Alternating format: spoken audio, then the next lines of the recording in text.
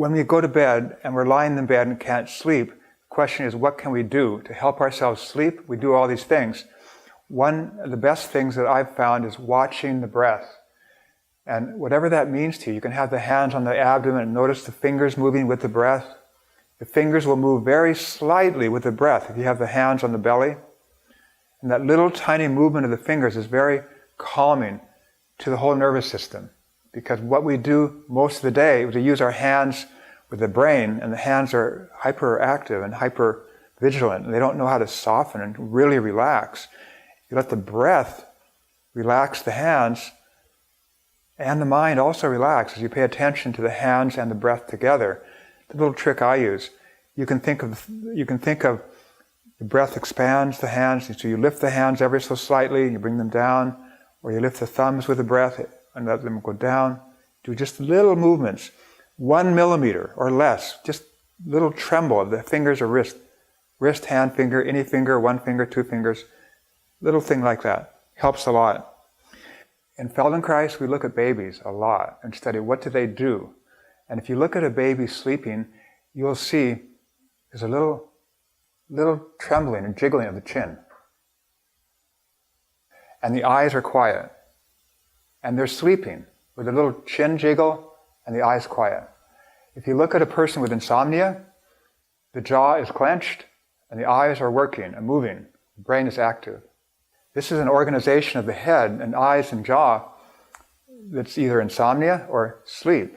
So if you think about this when you sleep, if you cannot sleep, think about calming the eyes, let them rest, because when the eyes are moving, the brain is moving, so get a hold of the eye, let the eyes rest, the mind.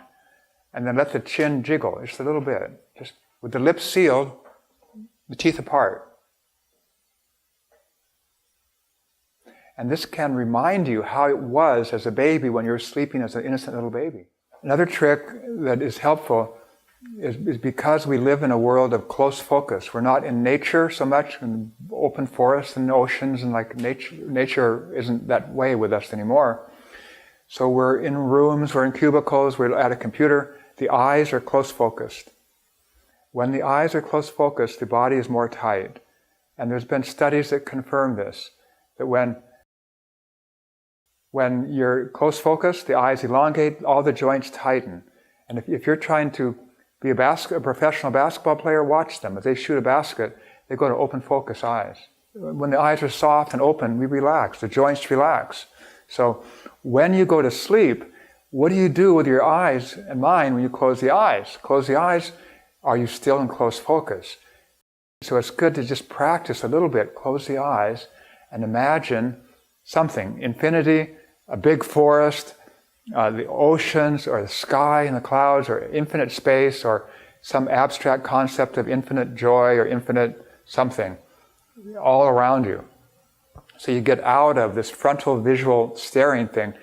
You can do all kinds of things for insomnia, have a dark room, take the right pills, and melatonin, and whatever else you want to do about sleeping. If you don't do this, your body's going to be tight.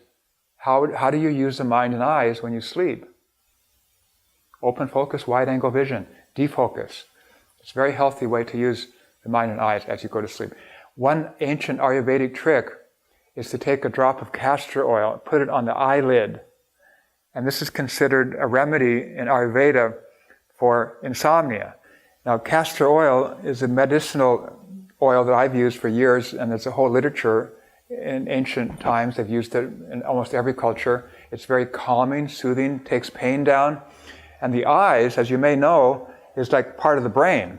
The optic nerve is part of the brain. The eyes are very connected to the brain. If you put castor oil on the eyelid, which is the master switch, it opens, we go wide awake, coffee driven, close the eyes, sleep, collapse. So what if we can turn the switch slowly, like a slider, and we stay half asleep, we have the eyes half open, and we wake up like that with slowly opening eyelids. It's like sets the tone for the day where we can moderate this driven coffee thing to calm, awake, and we can go to sleep at will, we can wake up at will instead of just full on or on and off like that. So castor oil on the eyelids and practice opening the eyes one at a time, two at a time, slowly, Close the eyelids slowly. And as you close the eyelids, let your whole nervous system kind of melt into this sleepy state. It's not just the eyelids, it's the whole body connected to the brain and eyelids. So it's a little thing that helps you in sleep. The material presented here is for information only. It summarizes the main tools that I have personally used for about 25 years as a Feldenkrais teacher. I've worked with many clients with serious medical issues and other people, and I've found these ideas are safe and simple, they're effective, but common sense dictates that you need your doctor's permission. If you have any questions, if there's any pain, you shouldn't do a movement, you should always be gentle, go slowly. If you have any doubt about the safety of a movement, respect that and don't do it. You can see a professional teacher of movement, an Alexander or Feldenkrais teacher. These people are very good. They've studied posture for a lifetime. You can trust them, and they can look at you, and in a glance, they can tell you what is going on in your body and what you need to do particularly to help yourself. And this can save you many years of futile effort and struggling, doing everything or trying to accomplish something you don't really need to accomplish in the way of posture.